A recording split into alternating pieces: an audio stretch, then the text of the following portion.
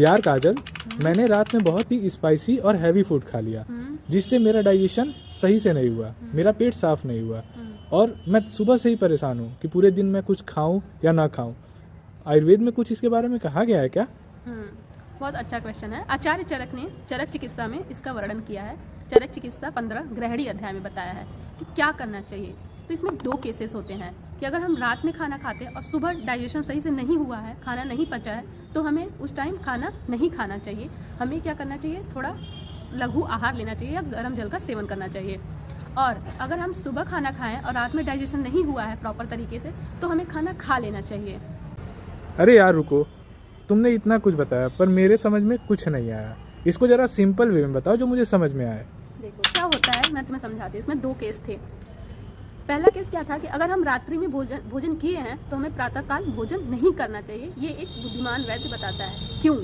क्या होता है, अगर हम रात्रि में भोजन करते हैं तो जो हमारा हृदय होता है थोड़ा इनएक्टिव होता है, स्रोतस बंद रहते हैं। तो क्या होता है कि जो भोजन होता है वो सड़कर प्लेग का फॉर्मेशन कर लेता है, सड़ जाता है भोजन।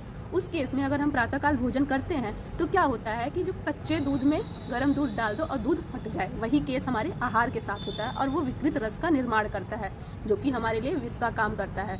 अच्छा, ये तो मुझे समझ में आ गया। पर तुमने एक और चीज़ बताया था कि अगर हम दिन में कुछ खा लिए और वो पचा नहीं, और रात में फिर तुमने कहा कि हम कुछ खा सकते हैं।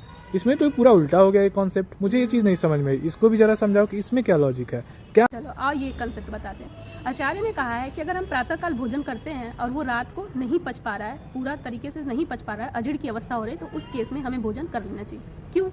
क्या होता है, प्रातःकाल में क्या होता है, हम गतिमान रहते हैं, हम चलते फिरते रहते हैं, हमारा हृदय क्या होता है, एक्टिव होता है, स्रोतस सारे खुले रहते हैं। तो उस केस में हम रात को भोजन कर सकते हैं। तो उसमें हमें विष का आहार, जो आहार रस से जो विष का फॉर्मेशन हो रहा था वो नहीं बनता। तो उसमें हम शाम के टाइम, रात के टाइम भोजन कर सकते हैं, तो उसमें दिक्कत नहीं आएगी। अच्छा, मुझे तो ये कॉन्सेप्ट बिल्कुल अच्छे से समझ में आ गया।